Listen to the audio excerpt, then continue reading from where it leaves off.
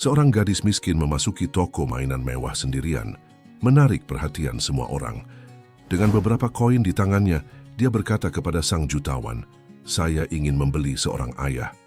Permintaan yang begitu polos, namun menghancurkan ini membuat pria itu menghidupkan kembali rasa sakit masa kecilnya. Ketika dia mengetahui situasinya, dia langsung menangis dan apa yang dia lakukan mengubah hidup gadis itu. Di sebuah sudut kota Jakarta yang mewah, tepatnya di Mall Grand Indonesia, berdiri toko mainan eksklusif bernama Mimpi Kecil. Toko ini terkenal dengan koleksi mainan impor berkualitas tinggi dan pelayanan yang hampir personal. Pemiliknya, Raden Agung Wijaya, seorang pengusaha properti sukses yang dikenal sebagai salah satu orang terkaya di Indonesia, memiliki alasan tersendiri mendirikan toko mainan ini. Toko ini beroperasi bagai mesin Swiss yang presisi. Rak-rak tertata rapi dengan mainan mahal yang diimpor dari seluruh dunia. Pencahayaan lembut menampilkan keindahan setiap produk, aroma kayu manis dan vanila mengisi udara, dan etalase kaca memamerkan mainan-mainan mewah yang membuat anak-anak dari keluarga berada terpesona. Bagi Raden Agung, toko ini bukan sekadar investasi menguntungkan, tetapi satu-satunya ikatan emosional yang tersisa antara dia dan masa kecilnya. Upaya tersembunyi untuk mengisi kekosongan yang tak pernah bisa diisi oleh harta. Hari itu Jakarta diguyur hujan deras sejak pagi. Raden Agung sedang memeriksa buku inventaris ketika lonceng pintu berdenting. Ia mengangkat wajahnya, mengharapkan pelanggan biasa, orang tua kaya dengan anak yang manja atau ekspatriat asing mencari mainan eksklusif. Namun, yang muncul di hadapannya sangat tak terduga. Seorang gadis kecil mungkin berusia 7 tahun dengan pakaian sederhana yang basah berdiri sendirian. Gadis itu menatap sekeliling dengan mata yang terlalu dewasa untuk usianya. Tidak seperti anak-anak lain yang biasanya langsung terpesona dengan mainan-mainan mewah, dia mengamati semuanya dengan tatapan penuh perhitungan seperti seseorang yang memahami nilai sebenarnya dari segala sesuatu. "Selamat siang, Pak," sapanya dengan suara lembut namun tegas. "Boleh saya masuk? Saya tidak akan mengotori lantainya." Raden Agung mengangguk masih terkejut. "Tentu saja, masuklah. Di mana orang tuamu?" Gadis itu tidak menjawab pertanyaan itu. Ia berjalan perlahan menuju konter utama, merogoh saku roknya yang basah dan mengeluarkan beberapa lembar uang yang kusut serta beberapa koin. Dengan hati-hati ia meletakkan uang itu di atas meja. "Saya ingin membeli seorang ayah," ujarnya dengan suara mantap. Raden Agung terdiam. Dalam 20 tahun karirnya sebagai pengusaha, ia telah menghadapi berbagai situasi. Negosiasi sulit, krisis keuangan, bahkan ancaman dari pesaing bisnis. Namun, tidak ada yang membuatnya kehilangan kata-kata seperti permintaan gadis kecil. "Ini, maaf," tanyanya berpikir mungkin ia salah dengar. "Saya ingin membeli seorang ayah," ulang gadis itu. "Nama saya Anindita. Orang-orang memanggil saya Nindi." Ia menunjuk uang di atas meja. "Ini semua uang yang saya punya. Cukup tidak?" Raden Agung berlutut untuk menyejajarkan pandangannya dengan Nindi. "Nindi, kamu tidak bisa membeli seorang ayah. Ayah bukan barang yang dijual di toko." Mata Nindi menyipit, tampak tidak puas dengan jawaban itu. "Tapi uang bisa membeli apapun kan? Itu yang selalu dikatakan orang-orang. Ibu saya dulu selalu bilang bahwa dengan uang kita bisa mendapatkan apapun yang kita inginkan." Ada kesedihan mendalam dalam kata-katanya yang membuat Raden Agung tertegun. Untuk pertama kalinya dalam bertahun-tahun, ia merasakan sesuatu selain ambisi dan kalkulasi bisnis. "Di mana ibumu sekarang, Nindi?" tanya Raden Agung dengan lembut. Nindi menunduk. "Ibu sudah pergi ke surga tahun lalu. Sakit parah." "Dan ayahmu?" Wajah Nindi mengeras. "Dia pergi. Katanya tidak sanggup mengurus kami berdua. Tidak sanggup melihat wajah kami karena mengingatkannya pada ibu." "Kami?" "Saya dan kakak kembar saya, Nanda." Nindi menjelaskan dengan nada orang dewasa yang tidak cocok untuk usianya. "Sejak ibu tidak ada dan ayah pergi, Nanda jadi berubah. Dia tidak percaya lagi pada siapapun. Dia bilang tidak ada gunanya percaya pada orang dewasa, apalagi pada ayah. Mereka selalu pergi pada akhirnya." Raden Agung merasakan sesuatu bergetar di dalam dadanya. perasaan yang sudah lama terkubur. "Lalu di mana kalian tinggal sekarang?" tanyanya. "Di rumah Bu Ratna, tetangga kami di Kampung Melayu. Dia baik tapi sudah tua dan sakit-sakitan. Dia bilang tidak bisa mengurus kami terlalu lama." Nindi mengangkat dagunya, menunjukkan keteguhan yang mengejutkan. "Itulah kenapa saya harus mencari ayah baru. Nanda bilang itu mustahil, tapi saya yakin masih ada orang baik di dunia ini." Raden Agung memandang uang lusuh di meja. Jumlahnya mungkin tidak lebih dari 50.000 rupiah, hasil tabungan seorang anak kecil yang bertekad menyelamatkan saudaranya dari keputusasaan. "Bagaimana kamu bisa sampai ke tokoku?" tanya Raden Agung, masih tidak percaya anak sekecil ini bisa bepergian sendirian di Jakarta yang padat. "Saya melihat toko ini di televisi," jawab Nindi. "Ada beritanya. Katanya ini toko mainan paling mewah di Jakarta. Saya pikir kalau ada tempat yang menjual sesuatu yang sangat berharga, pasti di sini."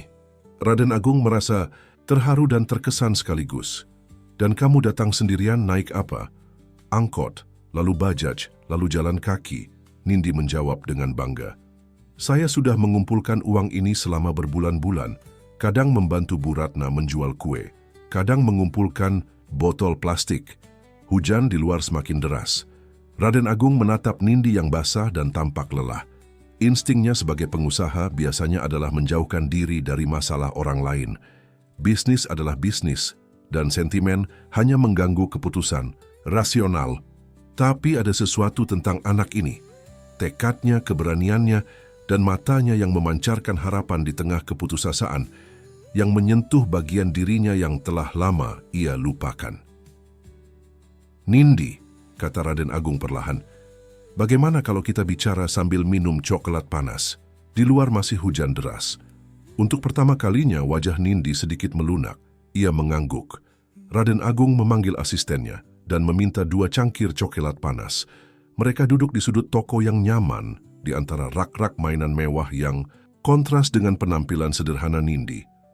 Jadi Raden Agung memulai dengan hati-hati, "Bagaimana kalau aku ingin bertemu Nanda?" Nindi menatapnya dengan curiga. "Untuk apa?" "Mungkin aku bisa membantu kalian. Tapi Pak belum bilang apakah uang saya cukup atau tidak untuk membeli seorang ayah." Raden Agung tersenyum tipis. "Nindi, kamu tidak perlu membeli ayah. Dan uangmu," Hani Wosia menunjuk tumpukan uang di meja, "adalah hasil kerja kerasmu. Simpanlah." "Jadi Bapak tidak mau membantu?" Mata Nindi mulai berkaca-kaca. "Bukan begitu." Raden Agung menarik napas dalam. "Aku ingin mengenal kalian berdua lebih baik. Mungkin kita bisa menjadi teman dulu." Nindi menatapnya lama, seolah menilai kejujuran di balik kata-katanya. "Nanda tidak akan percaya. Dia akan bilang, Bapak punya maksud tersembunyi." "Dan, menurutmu, apakah aku punya maksud tersembunyi?" Nindi memiringkan kepalanya berpikir. "Tidak tahu, tapi saya putus asa, jadi saya akan ambil risiko." Jawaban itu membuat Raden Agung tersentak. Betapa berat beban yang dipikul oleh anak sekecil ini. "Baiklah," kata Nindi akhirnya. "Bapak boleh bertemu Nanda, tapi saya tidak janji dia akan mau bicara." Raden Agung mengangguk. "Aku mengerti. Sekarang habiskan coklatmu. Setelah hujan reda, kita akan pergi menemuinya bersama." Sementara Nindi menikmati coklatnya, Raden Agung diam-diam mengamatinya. Ada sesuatu tentang anak ini yang membangkitkan insting protektif yang tidak pernah ia rasakan sebelumnya. Sebagai pengusaha sukses berusia 45 tahun yang tidak pernah menikah, hidupnya selalu berputar di sekitar akuisisi kekayaan dan kekuasaan. Toko mainan ini adalah satu-satunya indulgensi sentimental yang ia izinkan dalam hidupnya, yang diatur oleh logika dan perhitungan. Tapi sekarang, menatap Nindi, ia merasakan sesuatu bergeser dalam dirinya. Mungkinkah setelah sekian lama, ia telah menemukan sesuatu yang lebih berharga dari semua harta yang telah ia kumpulkan? Hujan mulai mereda ketika mereka menyelesaikan minuman. Raden Agung mengambil jasnya dan payung besar. "Ayo," katanya kepada Nindi, "antarkan aku ke tempat kakakmu." Nindi menggenggam tangannya tanpa ragu. Dan untuk pertama kalinya dalam hidupnya yang panjang dan sukses, Raden Agung Wijaya merasa bahwa ia mungkin telah menemukan tujuan yang sesungguhnya. Perjalanan dari Mall Grand Indonesia ke Kampung Melayu adalah seperti melintasi dua dunia yang berbeda. Mereka meninggalkan kemewahan pusat perbelanjaan dan memasuki labirin gang-gang sempit yang dipenuhi kehidupan sehari-hari masyarakat Jakarta yang berjuang. Hujan telah meninggalkan genangan air di mana-mana, dan Raden Agung harus berhati-hati, melangkah agar tidak mengotori sepatunya yang mahal. Mobil mewahnya, sebuah Mercedes hitam dengan pengemudi pribadi, harus berhenti di ujung gang karena jalan yang terlalu sempit. Beberapa anak kecil berkumpul untuk melihat, terkagum-kagum dengan kemunculan kendaraan mewah di lingkungan mereka yang sederhana. "Kita harus jalan dari sini," kata Nindi, menunjuk ke arah deretan rumah sederhana. Raden Agung mengangguk dan mengikuti langkah kecil Nindi.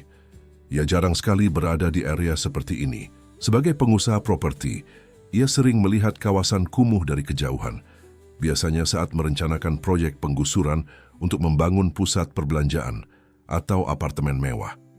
Namun, berjalan di tengah-tengahnya, merasakan kehidupan yang berdenyut di sekitarnya adalah pengalaman baru yang mengusik. Mereka berhenti di depan rumah kecil dengan dinding yang sudah mengelupas. Plafon rumah itu tampak bocor di beberapa tempat, dengan ember-ember yang diletakkan untuk menampung tetesan air hujan. "Ini rumah Bu Ratna," Nindi menjelaskan. "Kami tinggal di kamar belakang."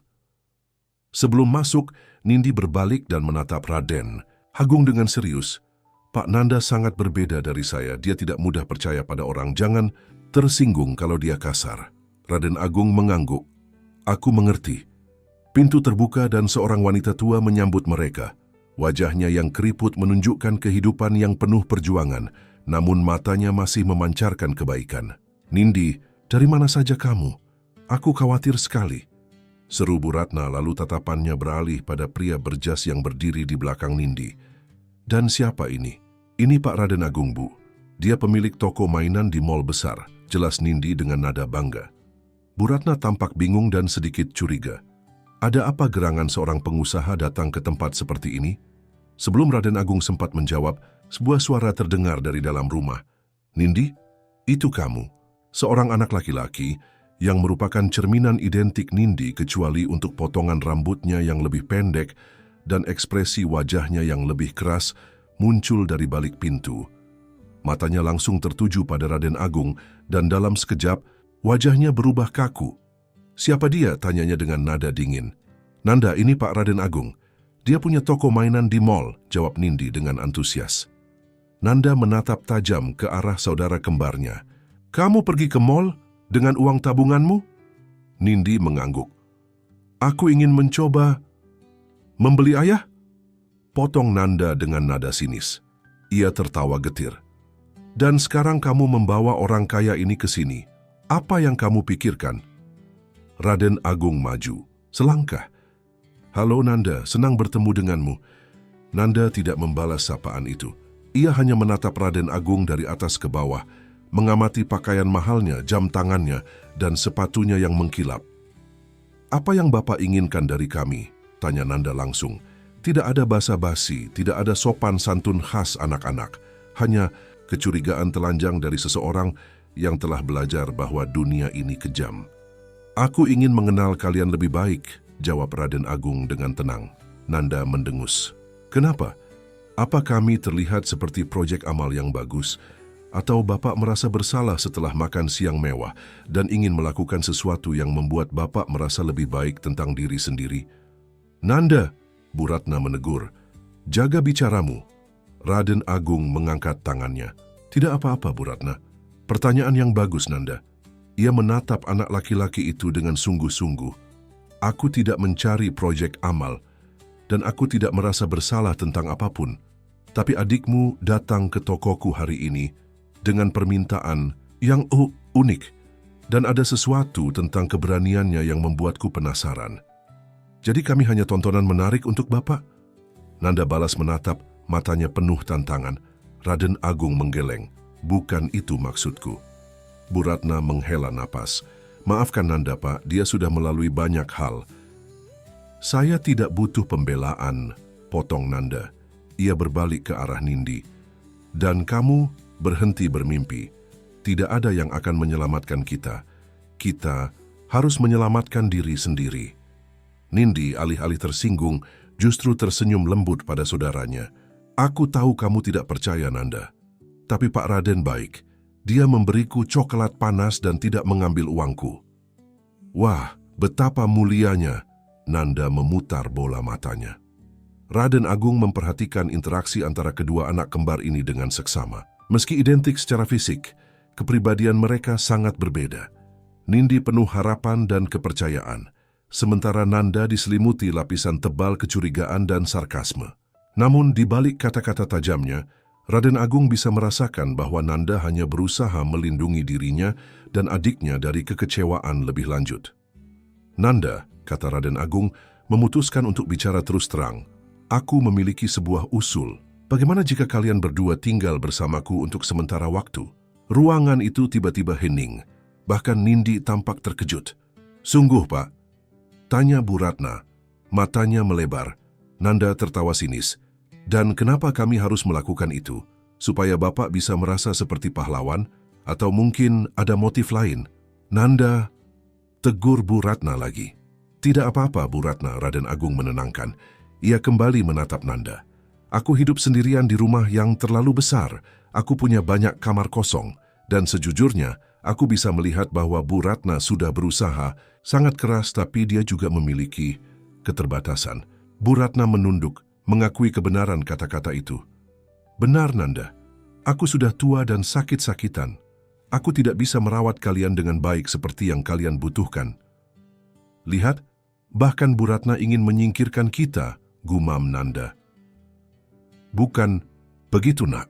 Bu Ratna menggeleng kuat. Aku menyayangi kalian seperti cucuku sendiri, tapi aku ingin yang terbaik untuk kalian. Nindi mendekati saudaranya dan memegang tangannya. Nanda, ini kesempatan kita. Kita bisa punya kamar sendiri, makan enak, mungkin bahkan kembali sekolah. Nanda menatap adiknya lama. Di balik kekerasannya, jelas terlihat bahwa ia sangat menyayangi Nindi. Dan kalau ternyata dia seperti ayah, kalau dia juga meninggalkan kita? Pertanyaan itu menusuk Raden Agung. Ia menyadari betapa dalamnya luka yang ditinggalkan oleh pengkhianatan ayah mereka. Aku tidak bisa menjanjikan bahwa aku akan sempurna, Nanda, kata Raden Agung perlahan. Tapi aku berjanji akan melakukan yang terbaik. Dan jika kalian tidak bahagia bersamaku, kalian selalu bisa kembali ke Bu Ratna. Bu Ratna mengangguk. Pintu rumahku selalu terbuka untuk kalian, Nak. Nanda masih tampak ragu. Ia menatap Raden Agung dengan penuh penilaian, mencari tanda-tanda kebohongan atau niat tersembunyi. Kita bisa mencobanya dulu, pujuk Nindi. Seminggu saja. Kalau tidak cocok, kita kembali ke sini. Dan bagaimana dengan sekolah kita? Barang-barang kita? Tanya Nanda, mulai terdengar sedikit goyah. Kita bisa mengatur transfer sekolah, jawab Raden Agung. Dan tentu saja kalian bisa membawa semua barang pribadi kalian. Nanda terdiam, tampak bergulat dengan pikirannya sendiri. Akhirnya ia menatap Bu Ratna. Bu Ratna benar-benar tidak keberatan kalau kami pergi. Bu Ratna tersenyum sedih. Aku akan merindukan kalian setiap hari, Nanda. Tapi aku tahu ini kesempatan yang lebih baik untuk masa depan kalian. Setelah keheningan yang panjang, Nanda akhirnya mengangguk kecil. Baiklah, 1 minggu percobaan, tapi kalau ada sesuatu yang mencurigakan, kami langsung pergi. Nindi memekik gembira dan memeluk saudaranya. Terima kasih, Nanda. Jangan berterima kasih padaku. Dulu, gumam Nanda, kita belum tahu apa yang menanti kita di sana. Raden Agung tersenyum tipis. Kalau begitu, kapan kalian bisa pindah? Sekarang juga, seru Nindi bersemangat. Tidak secepat itu, Nanda menahannya. Kita perlu berkemas dan berpamitan dengan teman-teman kita di sini. Bagaimana kalau besok pagi, usul Raden Agung. Aku akan mengirim mobilku untuk menjemput kalian. Nanda menatapnya curiga lagi. Kenapa tidak Bapak sendiri yang datang? Aku akan datang, Raden Agung mengoreksi. Maksudku, aku akan datang dengan mobilku. Nanda mengangguk puas, seolah telah menangkap Raden Agung dalam suatu kebohongan kecil. Setelah mengatur beberapa detail lagi, Raden Agung berpamitan. Sebelum pergi, ia memberikan kartu namanya kepada Bu Ratna dan sebuah ponsel kepada Nindi. "Kalau kalian butuh apa-apa atau berubah pikiran, telepon saja," katanya. Nanda mengamati ponsel itu dengan curiga. "Ponsel baru? Apa ini semacam cara untuk melacak kami?" Raden Agung tertawa kecil. "Itu hanya ponsel biasa, Nanda. Untuk komunikasi, kau bisa memeriksa semua fiturnya kalau kau mau." Saat Raden Agung melangkah keluar dari rumah kecil itu, hujan telah benar-benar berhenti. Matahari sore mulai menerobos, awan menciptakan pelangi samar di kejauhan. Ia berbalik sebentar dan melihat Nindi melambai penuh semangat dari pintu, sementara Nanda berdiri di belakangnya dengan tangan terlipat, wajahnya masih penuh keraguan. Dalam perjalanan kembali menuju mobilnya, Raden Agung merenung. Apa yang sebenarnya ia lakukan? Mengapa ia, seorang pengusaha yang selalu mengutamakan logika dan keuntungan, tiba-tiba menawarkan rumahnya kepada dua anak yatim piatu yang bahkan tidak ia kenal 24 jam lalu? Apakah ini bentuk krisis paruh baya, atau mungkin kesepian yang selama ini ia sangkal akhirnya menuntut perhatian? Satu hal yang ia tahu pasti, rumah besarnya yang selama ini terasa kosong akan segera berubah. Entah menjadi lebih baik atau lebih buruk, waktu yang akan menjawab. Setibanya di mobil, sopirnya Pak Hendra membukakan pintu dengan hormat. "Bagaimana, Pak? Semuanya berjalan lancar?" Raden Agung menghela napas. "Besok pagi kita akan menjemput dua anak untuk tinggal di rumah, Hendra. Tolong siapkan kamar tamu terbaik, dan mungkin kita perlu menyewa pengasuh anak." Pak Hendra yang sudah bekerja untuk Raden Agung selama 15 tahun tidak bisa menyembunyikan keterkejutannya. Namun sebagai sopir profesional, ia hanya mengangguk. "Baik, Pak. Akan saya atur semuanya." Saat mobil melaju meninggalkan kawasan Kampung Melayu, Raden Agung memandang keluar jendela. Hidupnya yang teratur dan terprediksi selama 45 tahun baru saja mengambil belokan tak terduga. Dan anehnya, alih-alih merasa cemas, ia merasakan sesuatu yang hampir mirip antusiasme. Mungkin Nindi benar. Mungkin memang ada hal-hal yang tidak bisa dibeli dengan uang, seperti keluarga. Dan mungkin, hanya mungkin, ia masih punya kesempatan untuk memperolehnya. Rumah Raden Agung di kawasan elit Menteng bukanlah sekadar rumah, melainkan sebuah istana modern. Bangunan bergaya kontemporer dengan sentuhan Jawa klasik, itu berdiri di atas lahan seluas 1 hektar, dikelilingi taman tropis yang rimbun dan kolam renang berbentuk melengkung. Pagar tinggi dan sistem keamanan canggih melindungi properti mewah tersebut dari dunia luar, menciptakan semacam benteng yang mengisyaratkan status pemiliknya.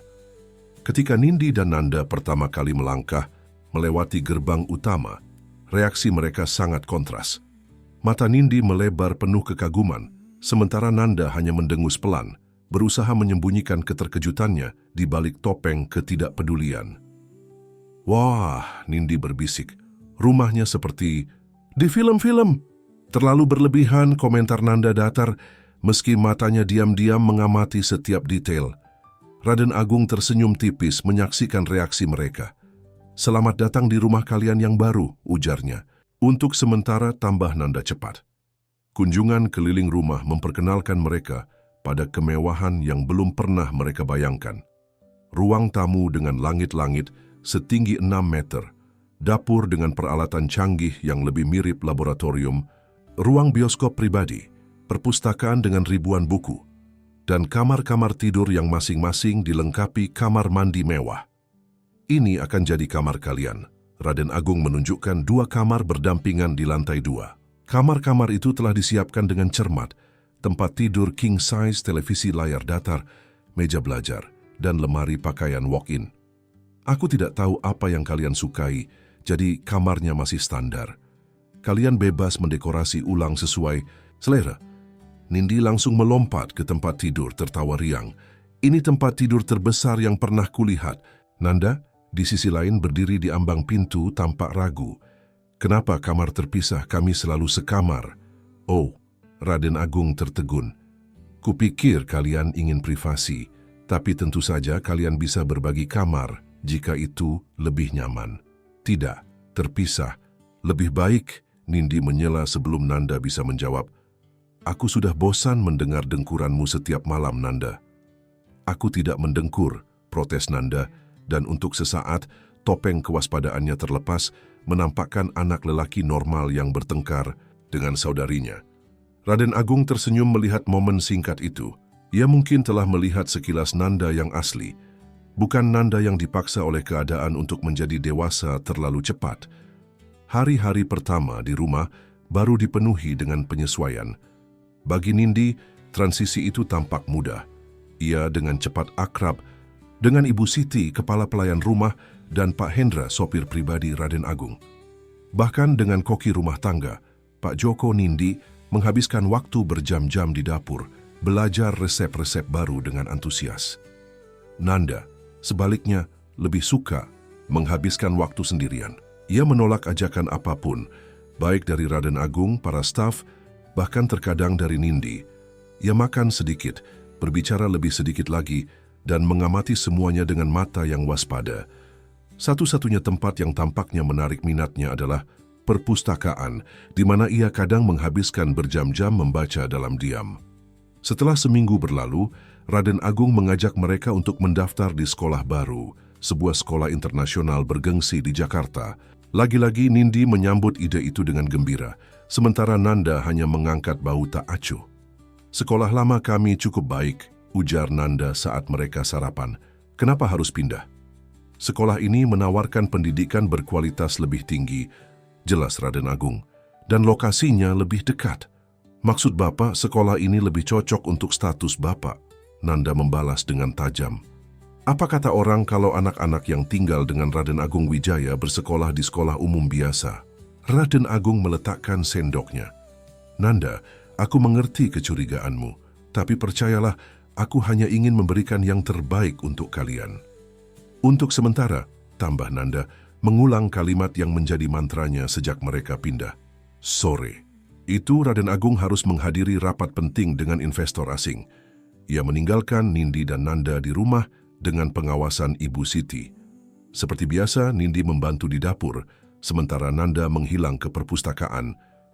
Namun, sekembalinya dari rapat, Raden Agung menemukan rumah dalam keadaan genting. Ibu Siti menyambutnya dengan wajah cemas. "Ada apa, Riz?" tanya Raden Agung, merasakan firasat tidak enak. "Nanda, Pak," jawab Ibu Siti. "Dia menghilang sejak sore. Kami sudah mencari ke seluruh rumah dan taman, tapi tidak menemukannya." Raden Agung segera mencari Nindi, yang ditemukannya sedang menangis di kamarnya. "Nindi, di mana Nanda?" "Aku tidak tahu," isak Nindi. "Kami bertengkar tadi.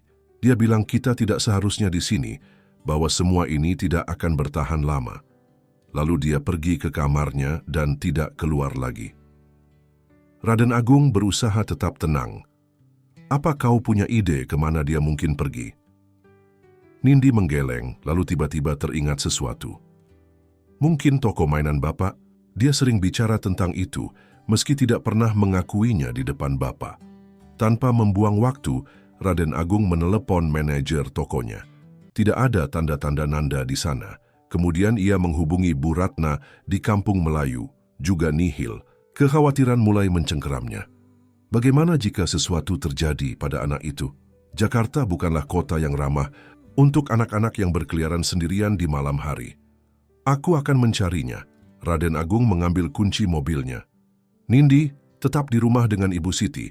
Hubungi aku jika Nanda kembali." Raden Agung menyetir sendiri, menyusuri jalanan Jakarta yang padat.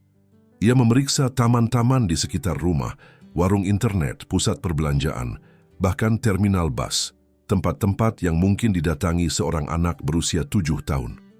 Setelah 3 jam pencarian tanpa hasil, ia kembali ke toko mainannya di Mall Grand Indonesia, berharap Nanda mungkin muncul di sana.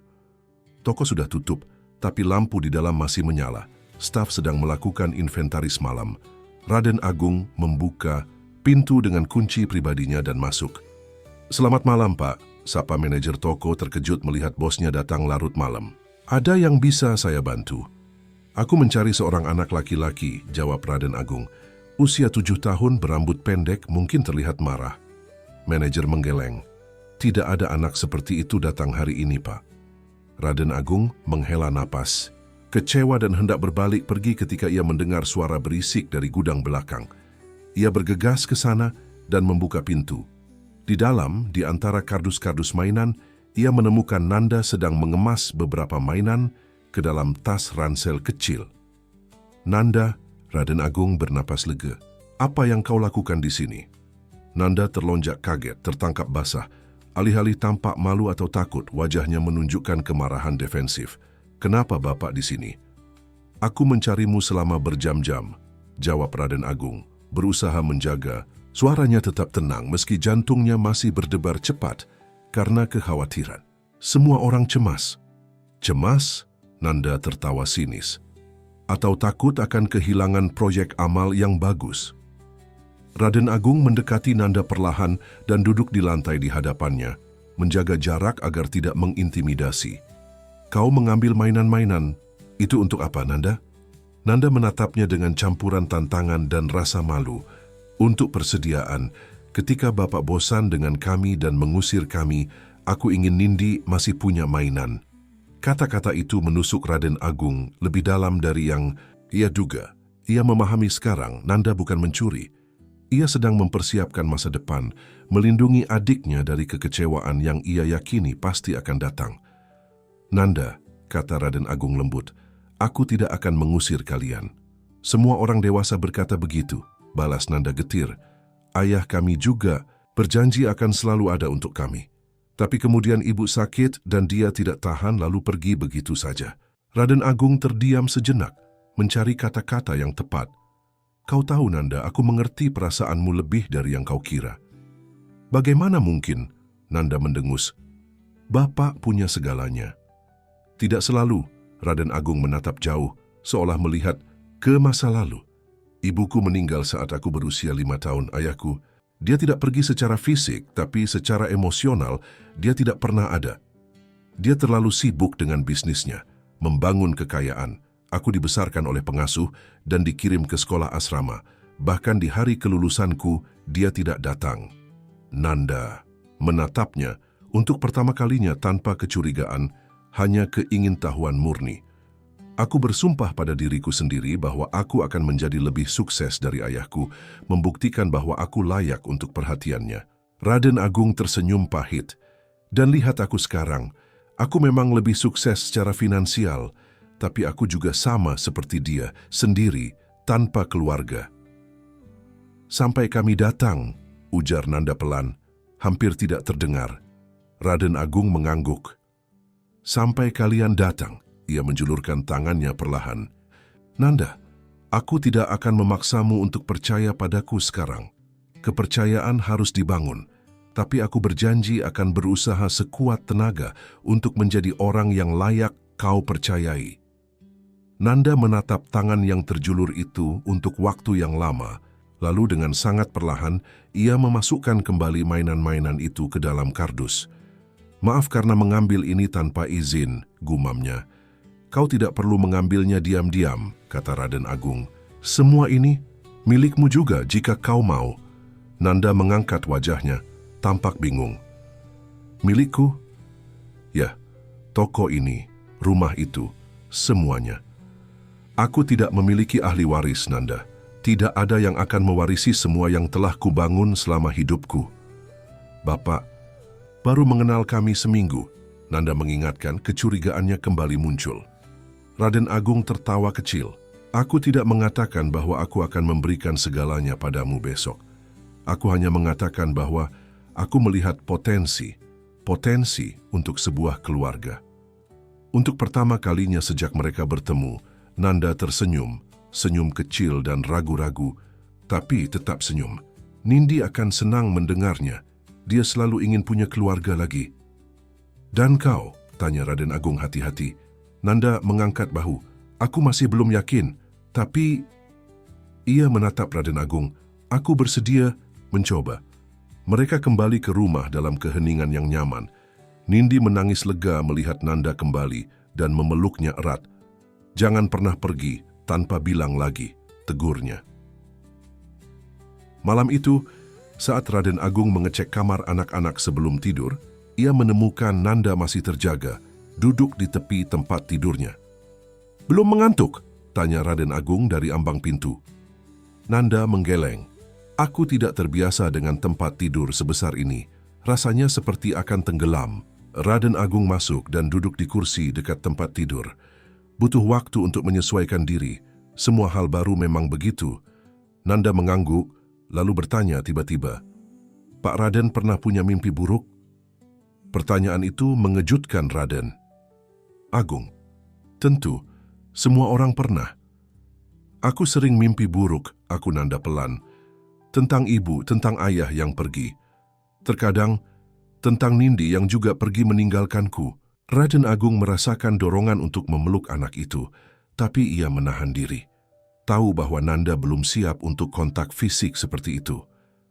Mimpi buruk hanyalah mimpi, Nanda. Mereka tidak bisa menyakitimu di dunia nyata. Tapi mereka terasa nyata, Nanda bersikeras. Ya, mereka terasa nyata, Raden Agung setuju. Kau tahu apa yang membantuku saat aku bermimpi buruk waktu kecil? Nanda menggeleng, matanya menunjukkan keingintahuan tulus. Aku akan memikirkan hal-hal baik yang terjadi hari itu. Hal-hal kecil, makan es krim, melihat kupu-kupu menemukan buku bagus. Aku akan menghitungnya dalam kepalaku, dan biasanya aku tertidur sebelum sampai pada akhir daftarku. Nanda tampak mempertimbangkan ide itu. Mungkin akan ku coba. Raden Agung berdiri. Selamat malam, Nanda. Saat ia mencapai pintu, suara kecil Nanda menghentikannya. Pak Raden? Ya, terima kasih sudah mencariku tadi. Raden Agung tersenyum. Selalu, Nanda, selalu. Malam itu berbaring di tempat tidurnya sendiri, Raden Agung merenungkan betapa banyak hidupnya telah berubah dalam seminggu terakhir. Dua anak telah membawa lebih banyak emosi ke dalam hidupnya daripada yang ia rasakan selama bertahun-tahun sebelumnya. Dan meskipun masih ada banyak tantangan di depan, untuk pertama kalinya sejak ia bisa mengingat, ia merasa bahwa rumah besarnya ini akhirnya mulai terasa seperti rumah. 3 bulan telah berlalu sejak Nindi dan Nanda mulai tinggal bersama Raden Agung. Kehidupan di rumah mewah Menteng perlahan menemukan ritmenya sendiri.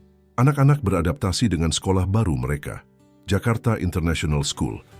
Meski dengan tingkat kesuksesan yang berbeda, Nindi, dengan sifatnya yang terbuka dan ceria, dengan cepat mendapatkan teman dan menjadi favorit para guru. Nanda, meskipun brilian secara akademis, tetap menjaga jarak, lebih memilih menghabiskan waktu istirahat di perpustakaan daripada bersosialisasi di lapangan bermain.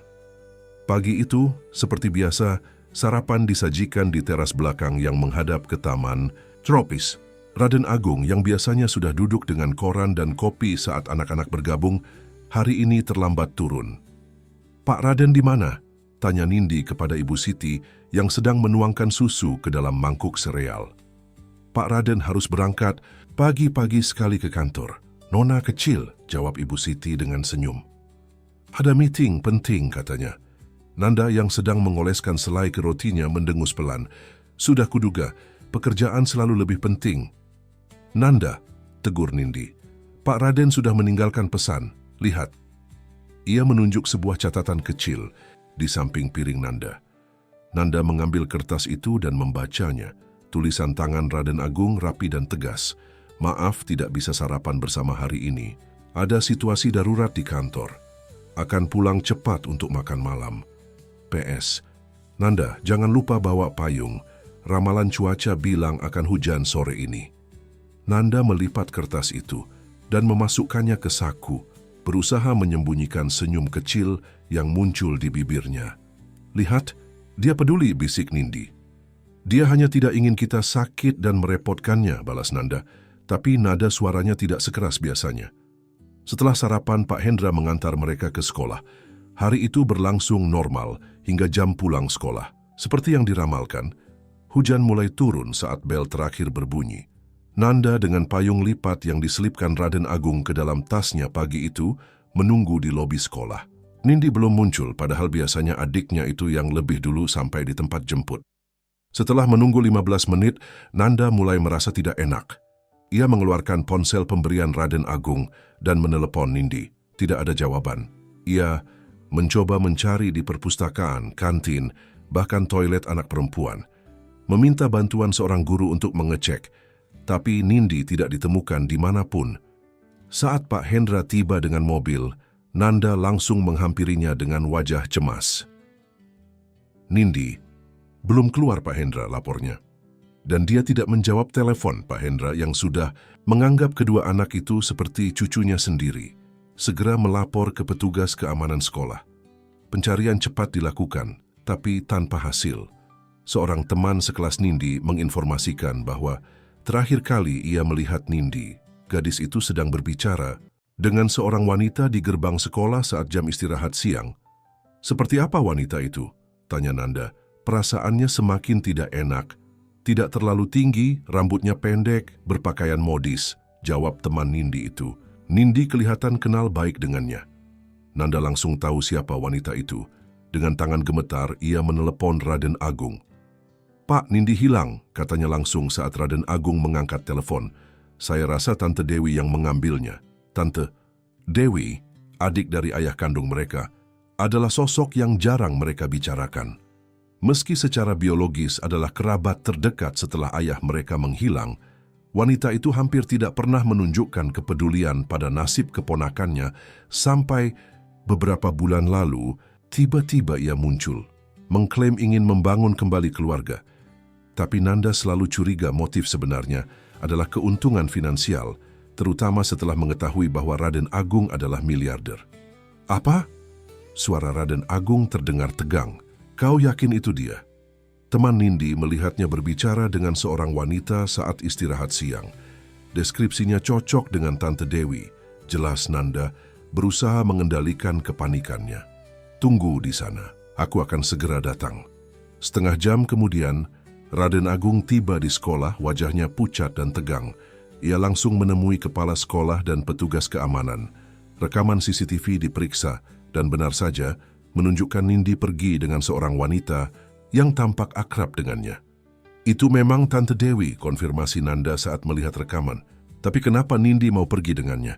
Dia tahu Tante Dewi tidak boleh membawanya tanpa izin Pak Raden." Raden Agung merangkul bahu Nanda. "Kita akan menemukannya, Nanda. Aku janji."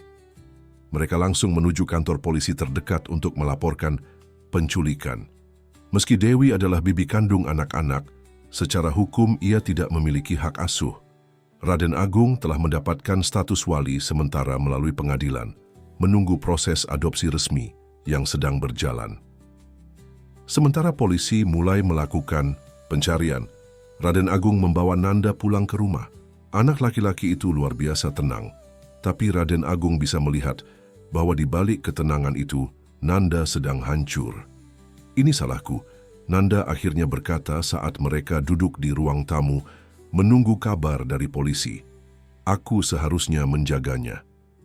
"Ini bukan salahmu, Nanda," Raden Agung meyakinkannya. "Ini tanggung jawabku untuk melindungi kalian berdua." "Kenapa dia melakukan ini?"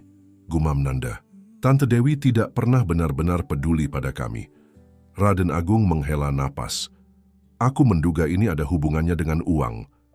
Beberapa minggu lalu, pengacaraku mendapat kabar bahwa Dewi mengajukan gugatan ke pengadilan, mengklaim bahwa aku menculik kalian dari lingkungan keluarga yang sah."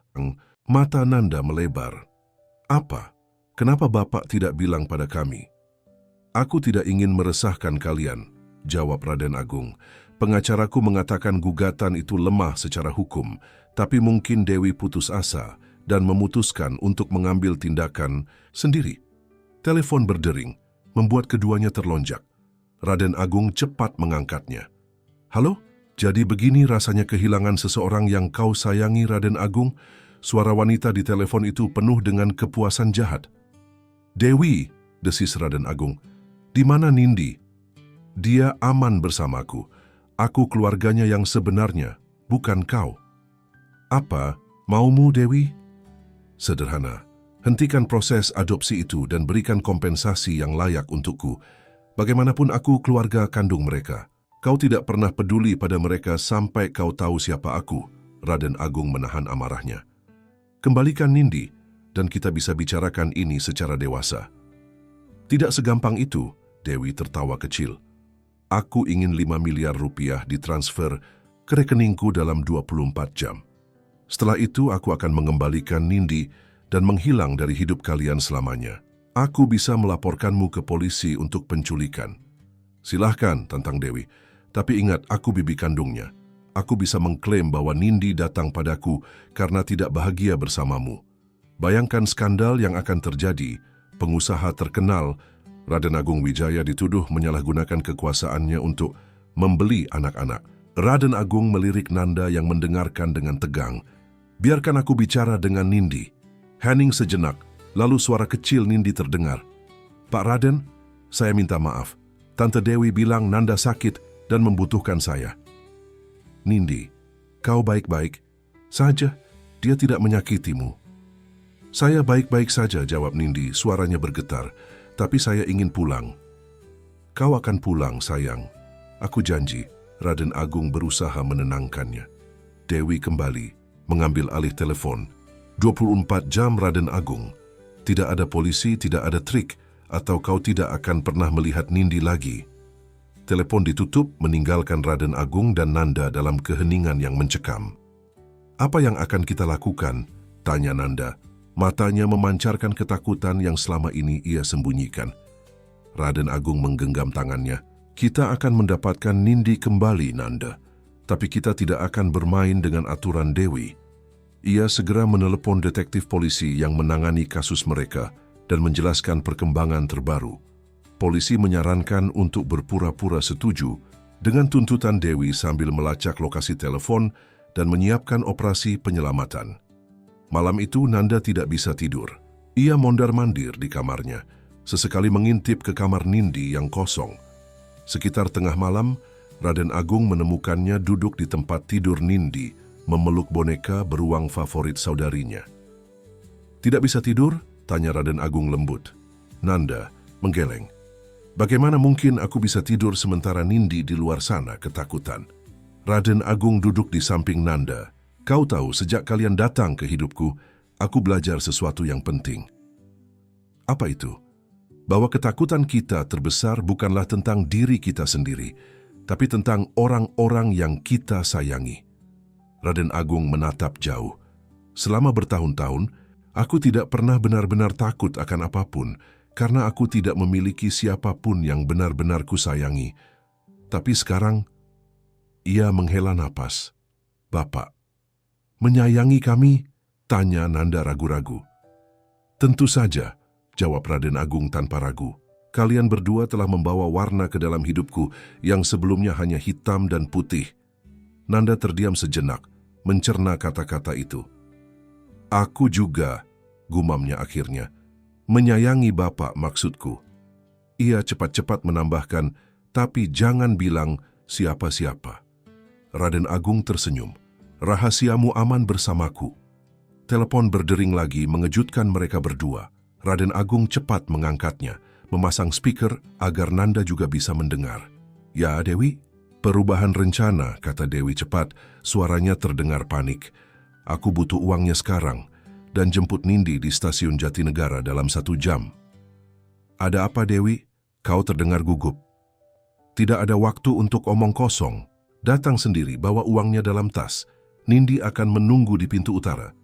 Telepon ditutup sebelum Raden Agung sempat menjawab. Aneh, komentar Nanda. Kenapa dia tiba-tiba berubah pikiran? Entahlah, Raden Agung mengernyit. Tapi ini kesempatan kita. Stasiun Jatinegara lebih mudah diawasi daripada lokasi tersembunyi. Ia segera menelepon detektif polisi dan menyusun rencana. Dalam setengah jam, semuanya siap.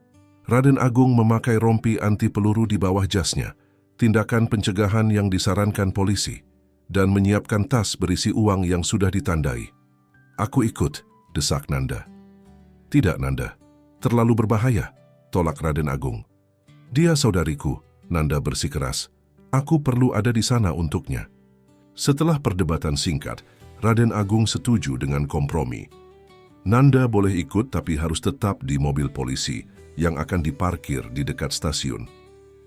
Hujan masih turun saat mereka berangkat menuju stasiun Jatinegara. Jalanan Jakarta yang biasanya macet di malam hari tampak lengang, seolah seluruh kota sedang menahan napas, menunggu drama keluarga ini mencapai klimaksnya. Di dalam mobil, Nanda tiba-tiba berkata, "Aku tahu kenapa Tante Dewi tiba-tiba panik." Raden Agung menoleh. "Kenapa?" "Nindi," Nanda tersenyum kecil. "Dia pasti melakukan sesuatu. Dia selalu punya cara untuk membuat orang dewasa kewalahan." Untuk pertama kalinya sejak Nindi menghilang, Raden Agung merasakan secercah harapan. Mungkin gadis kecil yang berani itu, yang dulu berjalan sendirian ke tokonya untuk membeli seorang ayah, punya rencana sendiri untuk kembali ke keluarga yang telah ia pilih. Stasiun Jatinegara di malam hari adalah lautan manusia yang bergerak dalam ritme kacau. Para pekerja pulang ke pinggiran kota, pedagang kaki lima menjajakan makanan, dan pengamen berkeliling mencari rejeki. Di tengah kekacauan ini, Raden Agung berdiri di pintu utara. Tas berisi uang tergenggam erat di tangannya.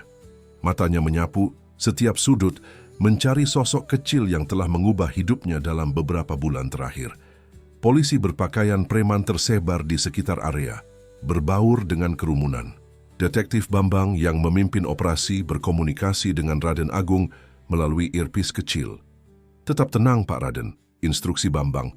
"Tim kami sudah siap di semua titik keluar. Jika Dewi muncul, kami akan langsung bergerak." "Bagaimana dengan Nanda?" tanya Raden Agung.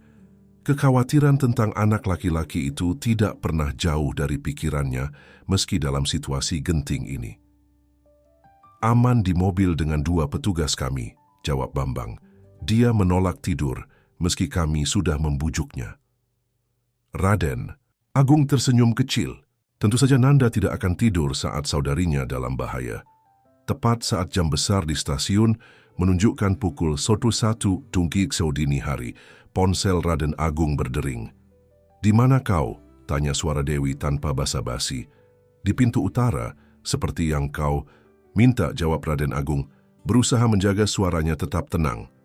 "Di mana, Nindi?" "Perubahan rencana lagi," kata Dewi dengan nada gugup.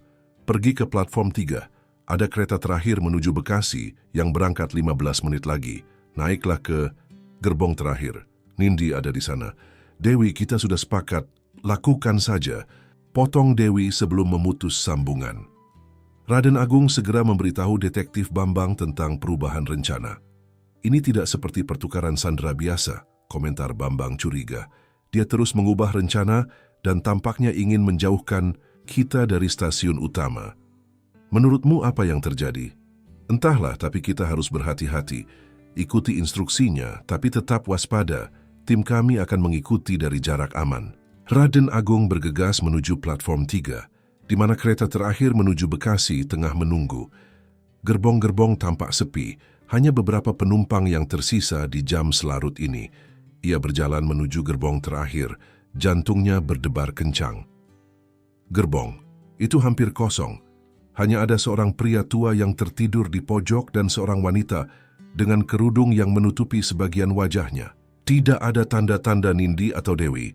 "Aku sudah di gerbong terakhir," Raden Agung berbisik ke mikrofon tersembunyi. "Tidak ada siapa-siapa di sini kecuali 2 penumpang." "Tetap di tempat," perintah Bambang. "Mungkin mereka akan naik sebelum kereta berangkat." Raden Agung duduk, tas berisi uang diletakkan di sampingnya. Matanya terus mengawasi pintu masuk gerbong. 5 menit berlalu, lalu 10.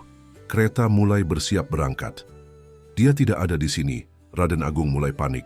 Kereta akan segera berangkat. Tiba-tiba ponselnya berdering lagi. Kali ini bukan suara Dewi yang terdengar, melainkan suara kecil yang sangat dikenalnya. "Pak Raden," bisik Nindi. "Nindi, di mana kau, sayang?" "Saya di toilet wanita dekat pintu timur," jawab Nindi, suaranya bergetar. "Tante Dewi mengunci saya di sini dan pergi. Saya takut, Pak." "Jangan khawatir, aku akan segera ke sana. Tetap di tempatmu." Raden Agung segera melompat dari kursinya, nyaris menabrak wanita berkerudung yang juga bangkit tiba-tiba. "Maaf," gumam. Raden Agung bergegas menuju pintu. "Tunggu," wanita itu meraih lengannya. Saat Raden Agung berbalik, wanita itu menurunkan kerudungnya, menampakkan wajah Dewi. "Tidak secepat itu, Raden Agung." "Dewi," desis Raden Agung. "Di mana Nindi?" "Masih aman bersamaku." Dewi tersenyum licik. "Yang barusan kau dengar hanyalah rekaman suaranya. Manis sekali, bukan? Begitu mudah dimanipulasi. Raden Agung mencoba menahan amarahnya. Apa maumu sebenarnya, Dewi? Sudah kubilang, uang dan jaminan bahwa kau akan menghentikan proses adopsi itu dan membiarkan anak-anak kembali padamu, yang bahkan tidak pernah peduli pada mereka sampai kau tahu siapa aku. Dewi tertawa kecil. Oh, kau salah. Aku tidak ingin mereka tinggal denganku. Aku hanya ingin kompensasi yang layak untuk melepaskan hak asuh yang secara teknis masih kumiliki sebagai kerabat terdekat. Kereta mulai bergerak perlahan meninggalkan stasiun. Kita harus turun, Raden Agung bergegas menuju pintu, tapi Dewi mencengkeram lengannya. Tidak, kita akan bicara di kereta ini lebih pribadi. Raden Agung menekan tombol di earpiece-nya, memberi sinyal pada detektif Bambang bahwa situasi telah berubah. Ia harus mengulur waktu. Baiklah, mari bicara. Tapi pertama, biarkan aku berbicara dengan Nindi. Aku perlu tahu dia baik-baik saja. Dewi tampak ragu sejenak, lalu mengeluarkan ponselnya dan menekan beberapa tombol. 5 menit saja. Namun, alih-alih menghubungi Nindi, Dewi justru mengirimkan lokasi melalui aplikasi di ponselnya. Dia ada di sini dengan temanku. Jika aku tidak kembali dalam 2 jam, temanku punya instruksi khusus. Raden Agung melihat lokasi yang dikirim Dewi, sebuah alamat di pinggiran Jakarta Timur. Kau menggunakan anak kecil sebagai alat negosiasi, kata Raden Agung, tidak bisa menyembunyikan jijiknya. Anak kakakmu sendiri, kakakku yang meninggalkanku. Bertahun-tahun lalu, balas Dewi pahit. Yang selalu menjadi anak emas keluarga, sementara aku harus berjuang sendiri, dia bahkan tidak mengundangku ke pernikahannya. Sesuatu dalam nada bicara Dewi membuat Raden Agung menyadari bahwa ini bukan hanya tentang uang. Ada luka lama, kebencian yang telah terpendam, dan kecemburuan yang belum terobati. Dewi, kata Raden Agung lebih lembut, ini tidak adil untuk anak-anak. Mereka tidak bersalah atas apapun yang terjadi antara kau dan kakakmu. Hidup memang tidak adil, Dewi mendengus. Aku belajar itu sejak kecil. Kereta terus melaju dalam kegelapan. Malam meninggalkan cahaya kota Jakarta di belakang mereka. Raden Agung tahu bahwa setiap detik yang berlalu membawanya semakin jauh dari tim polisi dan Nanda. Ia harus bertindak. Berapa yang kau inginkan? Tanya Raden Agung akhirnya. Untuk melepaskan Nindi dan menghilang dari hidup kami selamanya? Mata Dewi berkilat tamak. 10 miliar, bukan 5 seperti yang kuminta sebelumnya. 10 miliar rupiah? Raden Agung berpura-pura terkejut. Itu jumlah yang sangat besar. Tidak sebanding dengan kekayaanmu, Dewi tersenyum sinis. Anggap saja sebagai biaya adopsi. Raden Agung perlahan membuka tasnya. Aku hanya membawa 5 miliar sesuai permintaanmu yang pertama. Untuk sisanya, kita perlu mengatur transfer bank. Dewi mengintip ke dalam tas, matanya melebar melihat tumpukan uang. Setidaknya kau menepati janji untuk bagian pertama. Saat Dewi fokus pada uang, Raden Agung menekan tombol di earpiece-nya 2 kali. Sinyal bahaya kepada detektif Bambang. Sekarang beritahu aku di mana tepatnya Nindi, desak Raden Agung. Dewi menutup tas dan menariknya mendekat. Setelah aku menerima seluruh jumlahnya, 5 miliar lagi dan aku akan memberitahumu lokasi pastinya. Tiba-tiba pintu gerbong terbuka. Seorang pria berpakaian preman masuk. Mata awasnya menyapu seluruh gerbong sebelum terfokus pada Raden Agung dan Dewi. Polisi, bisik Dewi panik. Kau membawa polisi? Tentu saja, balas Raden Agung tenang. Kau pikir aku akan membiarkanmu lolos setelah menculik Nindi? Dewi mencengkeram kerah Raden Agung, wajahnya merah karena marah. Kau tidak mengerti. Jika aku tertangkap, temanku akan... Kata-katanya terpotong oleh suara lain yang mengejutkan mereka berdua. Tidak akan melakukan apa-apa, Tante Dewi, karena temanmu itu sebenarnya tidak ada. Mereka berbalik dan melihat Nanda berdiri di pintu gerbong lainnya, di belakang seorang polisi wanita. Nanda, Raden Agung terkejut. Bagaimana kau bisa di sini? Kau seharusnya tetap di mobil. Aku membujuk petugas untuk membawaku, jawab Nanda, melangkah mendekat. Dan aku punya sesuatu yang ingin ditunjukkan padamu, Pak. Ia mengeluarkan ponselnya dan memperlihatkan layarnya pada Raden Agung dan Dewi. Ini Nindi, sekarang di rumah Bu Ratna.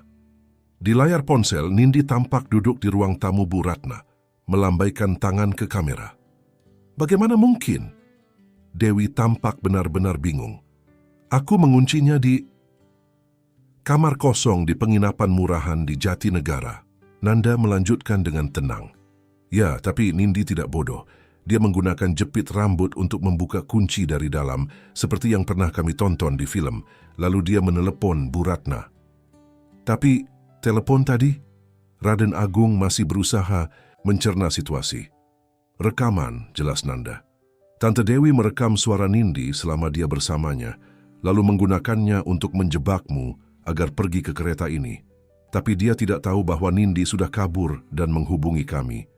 Polisi menjemputnya di penginapan dan membawanya ke tempat aman. Dewi terduduk lemas, tas berisi uang terlepas dari genggamannya. Tidak mungkin, aku mengeceknya 2 jam lalu. Kau mengecek kamar yang terkunci tapi tidak benar-benar melihat ke dalam, koreksi Nanda. Nindi sudah pergi sejak sore. Detektif Bambang maju dan memborgol tangan Dewi. Dewi Sulistyawati, Anda ditangkap atas tuduhan penculikan dan pemerasan. Sementara Dewi digiring keluar oleh polisi wanita, Raden Agung menatap Nanda dengan takjub. Kau tahu tentang ini sepanjang waktu, Nanda mengangguk. Nindi mengirimku pesan rahasia menggunakan kode yang kami buat waktu kecil. Dia bilang dia baik-baik saja dan sedang mencari jalan keluar. Aku percaya padanya. Kenapa kau tidak memberitahuku? Karena Tante Dewi mengawasi Bapak.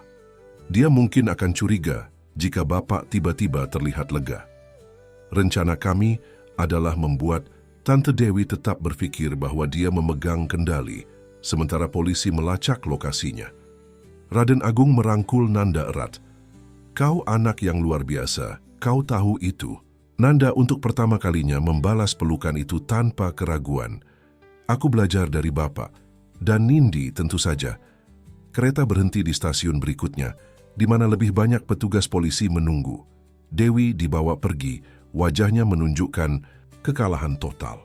Raden Agung, Nanda, dan tim polisi segera kembali ke Jakarta dengan mobil yang telah disiapkan. Sepanjang perjalanan pulang, Nanda duduk di samping Raden Agung, kepalanya bersandar pada bahu pria itu. Pak Raden, ia berkata pelan, apakah sekarang kita benar-benar aman? Raden Agung mengangguk. Ya Nanda, kita aman sekarang. Dan Bapak masih ingin mengadopsi kami, meskipun kami membawa banyak masalah? Raden Agung menatap anak laki-laki itu dengan lembut. Justru karena semua ini, aku semakin yakin bahwa kalian adalah anak-anak yang ingin kumiliki dalam hidupku. Kalian bukan masalah, Nanda. Kalian adalah berkah terbesar yang pernah kuterima. Untuk pertama kalinya sejak Raden Agung mengenalnya, ia melihat air mata menggenang di mata Nanda. Bukan air mata kesedihan atau ketakutan, tapi air mata lega. Air mata seorang anak yang akhirnya menemukan tempat untuk pulang. Mobil melaju di jalan-jalan Jakarta yang lengang menuju Menteng, membawa mereka kembali ke rumah di mana Nindi telah menunggu. Dan di dalam mobil yang sunyi itu, saat fajar mulai menyingsing di ufuk timur, sesuatu yang telah lama rusak dalam diri Nanda akhirnya mulai terobati. Pak Raden, bisik Nanda saat matanya mulai terasa berat oleh kantuk. Ya Nanda, terima kasih sudah menjadi ayah yang selalu kami impikan. Kata-kata itu menghantam Raden Agung seperti gelombang pasang, memenuhi hatinya dengan emosi yang tidak pernah ia rasakan sebelumnya. Ia tidak menjawab dengan kata-kata, hanya mengencangkan pelukannya pada anak laki-laki itu, membiarkan keheningan di antara mereka berbicara lebih banyak daripada yang bisa diucapkan oleh kata-kata. 6 bulan telah berlalu sejak peristiwa penculikan itu. Kehidupan di rumah mewah Menteng telah menemukan ritme barunya, lebih hangat, lebih hidup, dan jauh lebih berisik dari yang pernah Raden Agung bayangkan untuk rumahnya. Pagi ini seperti pagi-pagi lainnya, sarapan adalah ritual keluarga yang tidak boleh dilewatkan. Nanda, jangan baca buku saat makan, tegur Raden Agung lembut, menurunkan koran paginya. Nanda, yang sedang asik membaca novel tebal, mengangkat Wajahnya dengan ekspresi tidak bersalah. Tapi Bapak juga membaca koran. Itu beda, Raden Agung berusaha menjelaskan, meski ia sendiri tahu alasannya lemah. Memang beda, Nindi menimpali sambil mengoleskan selai ke rotinya. Koran itu untuk orang tua, novel untuk anak-anak. Itu sebabnya Pak Raden boleh baca saat sarapan dan kita tidak. Raden Agung dan Nanda bertukar pandang, lalu sama-sama tertawa. Baiklah, kalian menang, Raden Agung melipat korannya dan meletakkannya di samping. Tidak ada yang membaca saat sarapan, hanya percakapan keluarga. Percakapan tentang apa? Tanya Nindi dengan mulut penuh roti. Tentang hari spesial yang akan datang minggu depan, jawab Raden Agung, matanya berbinar. Nanda dan Nindi saling memandang, bingung. Minggu depan, Nanda mengernyit. Ada apa minggu depan? Kalian lupa? Raden Agung terlihat kecewa. Itu hari penting. Nindi mulai menghitung dengan jarinya. Bukan ulang tahun Bapak, bukan ulang tahun kami bukan hari pertama kami di sini. Sidang adopsi final, Raden Agung mengingatkan dengan lembut. Pengadilan akan membuat keputusan akhir. Wajah kedua anak itu langsung berubah cerah. Oh, Nindi memekik. Hari kita resmi jadi keluarga.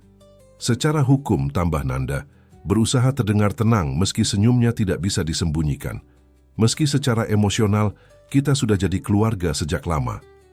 Raden Agung merasakan sesuatu yang hangat mengalir di dadanya.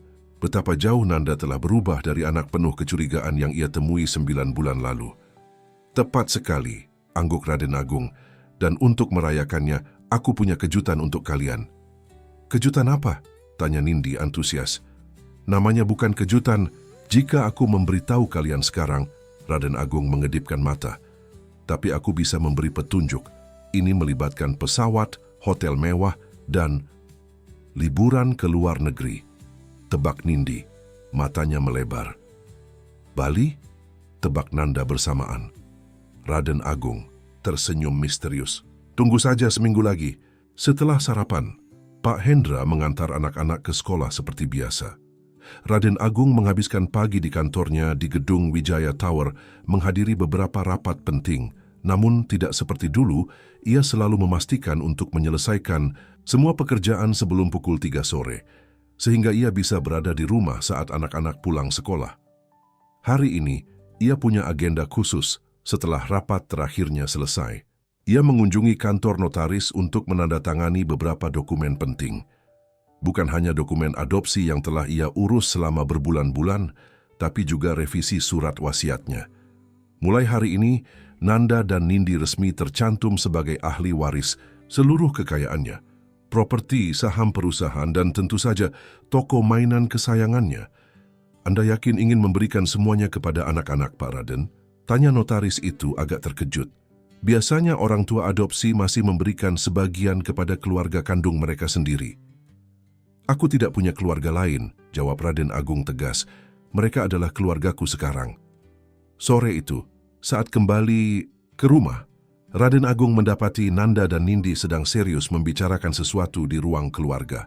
Mereka langsung berhenti begitu melihatnya. Ada apa? Tanya Raden Agung curiga. Kalian merencanakan sesuatu? Tidak ada, jawab keduanya bersamaan, terlalu cepat untuk meyakinkan. Raden Agung tersenyum. Baiklah, simpan rahasia kalian. Aku akan berganti pakaian dulu. Saat ia kembali turun setengah jam kemudian, rumah tampak anehnya sunyi. Tidak ada tanda-tanda anak-anak di ruang keluarga, dapur, atau taman belakang. Bahkan Ibu Siti dan staf rumah tangga lainnya juga tidak terlihat. Nanda, Nindi, panggil Raden Agung, mulai khawatir. Di sini, Pak. Suara Nindi terdengar dari arah ruang makan formal. Ruangan yang jarang mereka gunakan, kecuali untuk acara penting. Raden Agung berjalan ke sana dan terkejut melihat pemandangan di hadapannya. Ruang makan telah didekorasi dengan balon dan pita, warna-warni.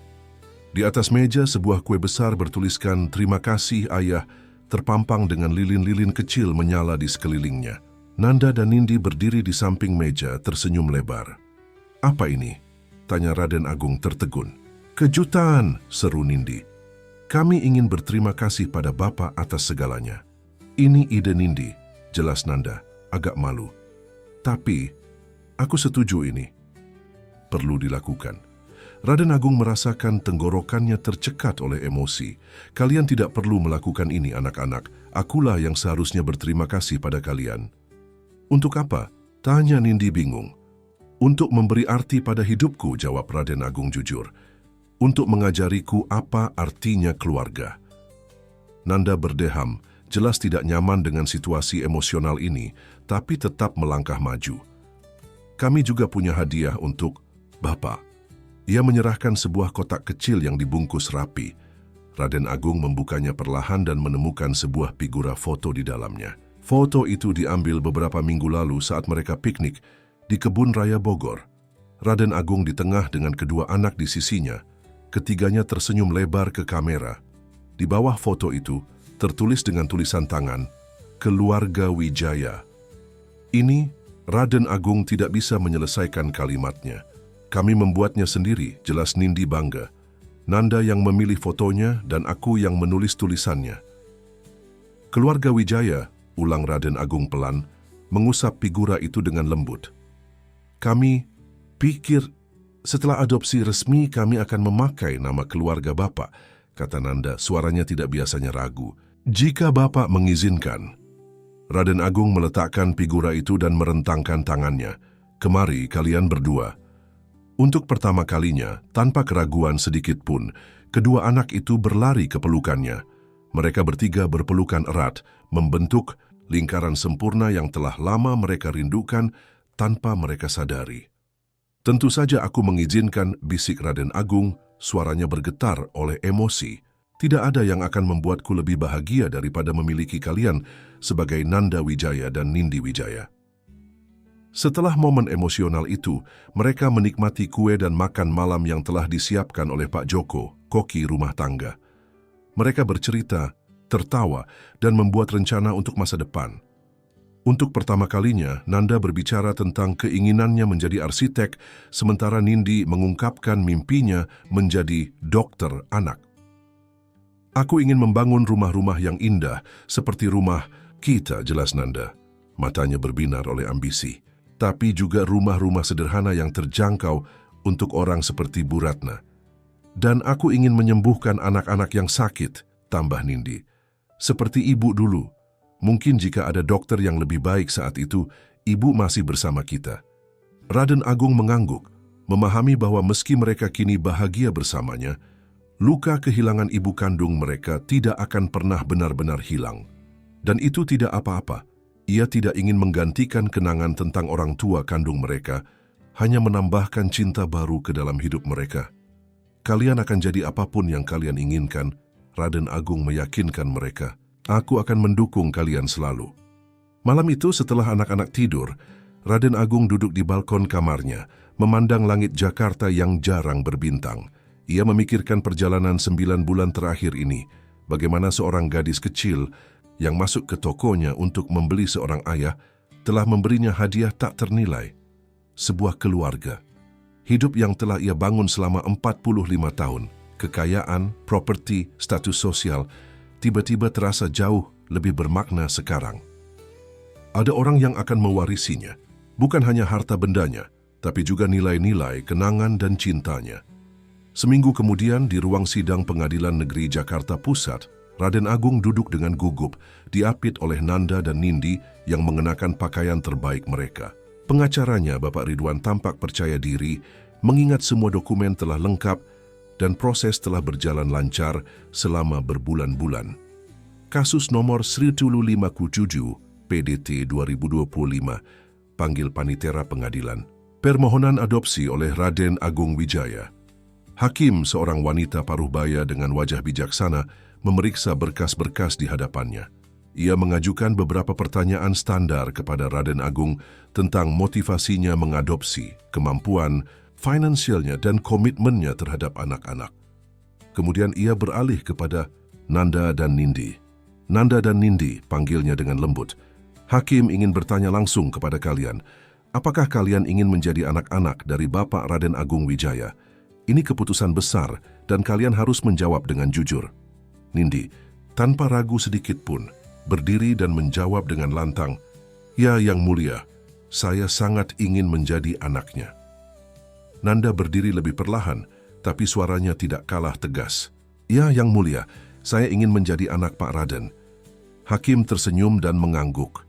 Ia membolak-balik beberapa lembar dokumen lagi, membaca laporan dari pekerja sosial dan psikolog yang telah mengevaluasi keluarga ini. Berdasarkan semua bukti dan kesaksian, ia akhirnya berkata, "Pengadilan menyetujui permohonan adopsi ini. Mulai hari ini secara hukum, Nanda dan Nindi resmi menjadi anak-anak dari Raden Agung Wijaya, dengan semua hak dan tanggung jawab yang menyertainya." Ia mengetuk palunya dan suara ketukan itu bergema di ruang sidang seperti dentang lonceng yang mengumumkan dimulainya babak baru dalam hidup mereka. Nindi langsung melompat dari kursinya dan memeluk Raden Agung. "Kita resmi jadi keluarga sekarang, Ayah." Raden Agung tertegun mendengar panggilan itu. Selama ini anak-anak selalu memanggilnya Pak Raden. Kata ayah terasa sangat berbeda, lebih dalam, lebih personal, lebih benar. "Ya, kita keluarga sekarang?" bisik Raden Agung memeluk Nindi erat. Ia menoleh pada Nanda yang berdiri dengan mata berkaca-kaca. "Nanda?" panggil Raden Agung lembut. "Kau baik-baik saja?" Nanda mengangguk, tidak mampu berbicara. Ia melangkah maju dan untuk pertama kalinya, ia yang memulai pelukan, melingkarkan lengannya di pinggang Raden Agung dengan erat. "Terima kasih," bisik Nanda. "Ayah." Sore itu, saat mereka kembali ke rumah, Raden Agung akhirnya mengungkapkan kejutan yang telah ia siapkan. Tiket pesawat ke Pulau Lombok untuk liburan seminggu penuh. Nindi berteriak gembira, sementara Nanda tersenyum lebar, antusias meski dengan cara yang lebih tenang. "Kita akan menginap di villa pribadi di tepi pantai," jelas Raden Agung. "Snorkeling, diving, hiking ke air terjun, apapun yang kalian inginkan." "Seperti bulan madu keluarga," komentar Nindi polos membuat Raden Agung tertawa. "Ya, seperti itu, ia setuju. Awal yang baru untuk keluarga Wijaya." Malam itu mereka menonton film bersama di ruang keluarga, sebuah rutinitas yang telah menjadi tradisi setiap akhir pekan. Nindi, seperti biasa, memilih film Disney yang penuh warna dan lagu. Nanda, meski awalnya pura-pura keberatan, akhirnya sama asyiknya menonton. Di tengah film, Nindi tiba-tiba berkata, "Ayah, aku ingat hari pertama kita bertemu. Di toko mainan." Raden Agung tersenyum. "Kau masuk sendirian, basah kuyup karena hujan. Dan aku bilang, ingin membeli seorang ayah." Nindi tertawa kecil. "Konyol sekali ya." "Tidak konyol," bantah Raden Agung lembut. "Itu adalah momen paling penting dalam hidupku." "Tapi pada akhirnya," kata Nindi, memiringkan kepalanya dengan bingung, "aku tidak jadi membeli ayah, kan? Maksudku, uangku waktu itu tidak cukup." Raden Agung merangkul kedua anaknya. "Tidak, sayang, kau tidak membeli ayah dengan uang. Lalu dengan apa?" tanya Nindi penasaran. Raden Agung menatap kedua anak yang telah mengubah hidupnya, mengisi kekosongan yang bahkan tidak ia sadari ada dalam hatinya, dan mengajarinya arti sebenarnya dari kesuksesan. "Dengan sesuatu yang jauh lebih berharga dari uang," jawabnya lembut. "Dengan keberanian, keyakinan, dan cinta. Dan itu, anak-anakku, adalah hal-hal yang tidak akan pernah bisa dibeli dengan uang sebanyak apapun." Nanda, yang biasanya menjauhkan diri dari momen-momen emosional seperti ini, menyandarkan kepalanya di bahu Raden Agung. "Terima kasih, Ayah," bisiknya. Dan dalam momen sempurna itu, Raden Agung Wijaya, pengusaha tersukses di Jakarta, pemilik properti dan aset bernilai triliunan rupiah, akhirnya menemukan harta paling berharga di dunia. Keluarga yang mencintainya, bukan karena apa yang ia miliki, tapi karena siapa dirinya. "Selamat malam, Ayah," bisik Nindi. Matanya mulai tertutup oleh kantuk. "Selamat malam, Ayah," Nanda mengulangi, suaranya lembut dan penuh kasih sayang. "Selamat malam, anak-anakku," balas Raden Agung. Hatinya terasa penuh dan utuh untuk pertama kalinya dalam hidupnya yang panjang.